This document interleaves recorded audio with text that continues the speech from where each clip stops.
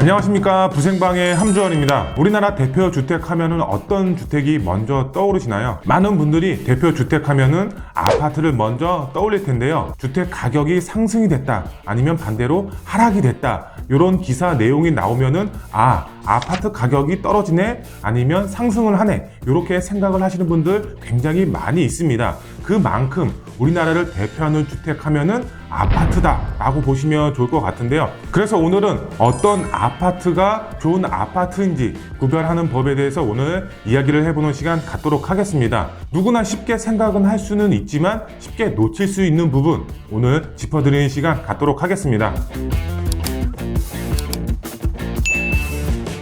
네, 우리가 흔히 아파트 입지 조건 하면은 학군 아니면 역세권, 직주근접, 이렇게 세 가지 부분을 생각을 먼저 하게 되어 있습니다. 이것 외에도 고려할 부분이 굉장히 많이 있습니다. 크게 보면은 두 가지 요소로 나눌 수가 있겠는데요. 바로 외부적인 요인과 내부적인 요인, 이렇게 볼 수가 있겠는데요. 외부적인 요인 같은 경우는 앞서서 말씀을 드렸지만 직주근접, 그 다음에 역세권, 학군, 이렇게 세 가지 측면을 많이들 보십니다. 하지만 내부적인 요인도 굉장히 중요하다라고 보실 수가 있겠고요. 외부적인 요인도 이 세 가지 빼고 나머지 부분도 또 신경 써야 될 부분이 있습니다. 어떤 부분인지 세세하게 알아보도록 하겠습니다. 우리가 주택을 고를 때 가장 우선적으로 고려할 부분이 바로 역세권입니다. 서울 도심 안에서 역세권인지 아닌지에 따라서 주택 가격이 천차만별로 차이가 난다라고 보시면 좋을 것 같습니다. 이 역세권이라고 하면은 바로 5분에서 10분 안쪽에 있어야지 역세권이다 라고 보시면 좋을 것 같습니다. 그 중에서 도보 5분 안쪽에 있는 아파트를 고르셔야 될 것 같습니다. 도보 5분 안쪽이 바로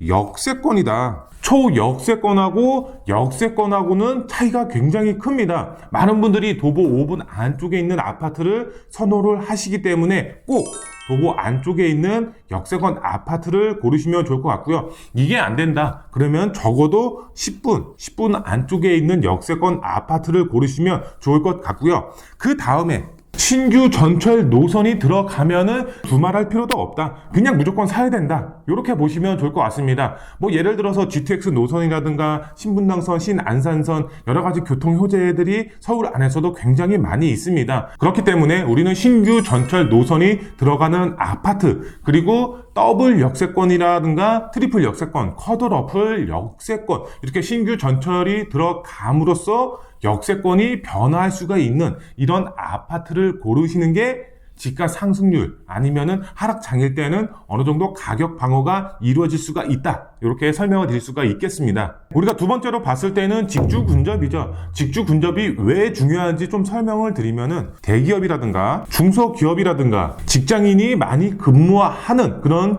지역에 접근하기가 얼마나 수월하냐, 요거를 이제 뜻한다라고 보시면 좋을 것 같은데요. 그만큼 수요가 굉장히 많아질 수밖에 없겠죠. 수요가 많아지면 당연히 집가는 상승이 될 수가 있는 부분이 있습니다. 그리고 요즘에 뜨는 단어가 있죠. 바로 워라밸. 워라밸이라고 해서 집과 직장이 가까우면 그만큼 여유롭게 취미생활도 즐기면서 본인의 시간을 넉넉하게 활용할 수가 있기 때문에 직주근접이 요즘에 굉장히 뜨고 있다라고 보시면 좋을 것 같습니다. 그래서 우리가 대표적으로 봤을 때는 강남의 접근성이라는 말이 괜히 나온 말이 아닙니다. 어느 정도 인프라가 굉장히 크게 형성이 되어 있고 직장인분들이 굉장히 많이 근무를 하고 있죠. 그렇기 때문에 강남의 접근성에 따라서 집값이 달라지는 부분이 있습니다. 그렇기 때문에 우리는 직주근접을 굉장히 크게 신경 써야 된다라고 보시면 좋을 것 같습니다. 그 다음에 우리가 봤을 때는 학군도 중요한 부분으로 작용을 합니다. 자녀가 있는 분들의 경우는 크게 신경 써야 될 부분이 학군이죠. 학교와의 거리를 굉장히 많이 신경을 쓰십니다. 초품화 아파트, 중품화 아파트, 이런 말이 괜히 나온 게 아니죠. 그만큼 학교와의 거리를 굉장히 많이 신경 쓴다라고 보시면 좋을 것 같고요. 주변의 학원과도 얼마나 형성이 되어 있는지에 따라서 또 집값이 천차만별로 바뀐다 라고 보시면 좋을 것 같습니다. 그리고 외부적인 요인 중에서 이것도 굉장히 중요하다라고 할 수가 있겠는데요. 어떤 거냐? 바로 주변 인프라다라고 보시면 좋을 것 같습니다. 병원이라든가 아니면 쇼핑이라든가 문화 생활을 즐길 수 있는 영화관이라든가 이런 거 이제 많이 생각을 하실 텐데, 제가 말씀을 드리는 거는 바로 자연 환경이다라고 보시면 좋을 것 같습니다. 대표적으로 봤을 때에는 뭐 공원이라든가 아니면 한강이라든가 인접에 산이 있다든가, 예를 들어서 보면은 우리나라 대표 아파트들 대부분 한강변에 있습니다. 그만큼 자연환경도 굉장히 중요하다라고 보시면 좋을 것 같습니다. 그렇기 때문에 우리가 봤을 때 자연환경, 주변 인프라 꼭 신경을 쓰시면 좋을 것 같습니다. 그리고 이제 외부적인 요인 중에서 마지막으로 이제 신경 써야 될 부분이 바로 인근 신축 여부다라고 보시면 좋을 것 같습니다. 0.5 룰이라는 말이 있습니다. 인구 대비 공급량이다라고 보시면 좋을 것 같습니다. 어떤 지역에 들어갔을 때 이 지역의 인구가 뭐 예를 들어서 1만이다. 그러면 1만 곱하기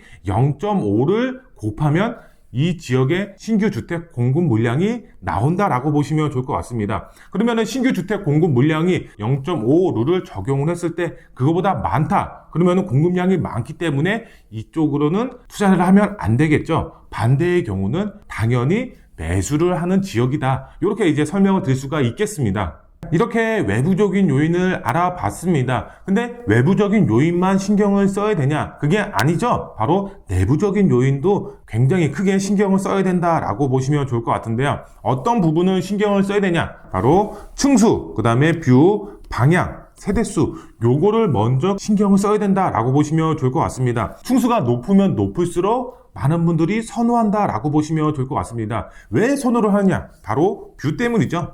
뷰가 굉장히 잘 보일 수밖에 없죠. 그 다음에 방향이라고 하면은 뭐 남향을 대부분 분들 신경을 씁니다. 왜 남향을 신경 쓰냐? 그만큼 햇빛이 잘 들기 때문에 많은 분들이 선호한다. 그 다음에 세대수도 굉장히 신경을 써야 됩니다. 200세대의 아파트하고 2000세대, 3000세대 아파트하고 퀄리티는 굉장히 틀릴 수밖에 없습니다. 단지가 어떻게 구성이 되어 있는지에 따라서 아파트 가격도 천차만별로 차이가 난다라고 보시면 좋을 것 같습니다. 그렇기 때문에 내 눈에만 좋아 보이는 것이 아니라 다른 사람의 눈에도 좋아 보이는 물건을 고를 수가 있는 안목을 키워야 된다라고 보시면 좋을 것 같습니다. 그렇기 위해서는 어떻게 해야 되냐? 임장을 그만큼 많이 다녀보시면 된다. 그러면은 당연히 안목이 늘어날 수밖에 없다라고 보시면 좋을 것 같습니다. 그 다음에 내부적인 요인 체크해 봐야 될 부분이 바로 평수와 평형이다 라고 보시면 좋을 것 같은데요. 지역별 선호 평수가 다르다 이렇게 설명을 드릴 수가 있겠는데요. 이 말이 무슨 말이냐? 젊은 직장인분들이 많이 근무하시는 분들의 경우는 미혼인 분들이 많이 있겠죠. 그런 분들 주변에 아파트가 대형 평수일 필요는 없겠죠. 소형 평수 아파트들이 대부분 많이 있습니다. 근데 거기서 대형 평수를 찾는다. 근데 이거를 매도를 해야 된다. 그러면 잘 팔릴까요? 잘 안 팔릴 수밖에 없겠죠. 그렇기 때문에 대형 평수가 원하는 지역이 있고 소형 평수를 원하는 지역이 다 다르기 때문에 꼭 유념하셔야 된다. 이렇게 설명을 드릴 수가 있겠습니다. 그리고 이제 내부적인 요인, 신경 써야 될 부분 바로 경사와 위치가 중요하다라고 보시면 좋을 것 같습니다. 내 아파트 단지가 경사가 져 있다. 그러면은 많은 분들이 걸어 다니거나 이럴 때 불편할 수밖에 없겠죠. 선호도 면에서 굉장히 떨어진다라고 보시면 좋을 것 같습니다. 같은 아파트 단지 내에서도 내 아파트 위치가 경사가 져 있는지 아니면 평지인지에 따라서 가격이 틀리다라고 보시면 좋을 것 같습니다. 근데 반대의 경우가 있습니다. 뭐 예를 들어서 이제 밤이 되면은 야경이 쫙 보인다든가 아니면은 산이 보인다든가 아니면 한강이 보인다든가 이런 아파트의 경우는 조망권이 가능하기 때문에 아무리 경사가 져 있다라고 하더라도 선호도 면에서는 굉장히 크다라고 할 수가 있겠습니다. 하지만 조망권이 없는데 경사가 져 있다. 그러면은 선호도 면에서는 굉장히 떨어질 수밖에 없기 때문에 이런 부분들 꼭 신경을 쓰시면 좋을 것 같습니다. 그 다음에 신경을 써야 될 부분이 바로 연식이다 라고 보시면 좋을 것 같습니다. 우리가 이 연식도 굉장히 중요한 이유가 두 가지 측면으로 볼 수가 있겠습니다. 투자 부분 아니면 실거주 부분 이렇게 두 가지 부분으로 나눌 수가 있겠는데요. 재건축을 노리고 들어가느냐 아니면은 실거주 목적이냐 이렇게 세분화돼서 들어가야 된다라고 보시면 좋을 것 같은데요. 정말 재건축이 들어갈 수가 있는 아파트의 경우는 당연히 투자의 목적 그리고 실거주는 신축급으로 들어가셔라. 그리고 나중에 매도도 당연히 신축급이 잘 될 수밖에 없겠죠. 그만큼 내가 어떤 목적을 가지고 있는지 정확하게 구분을 하신 다음에 주택을 매수를 하셨으면 좋겠습니다.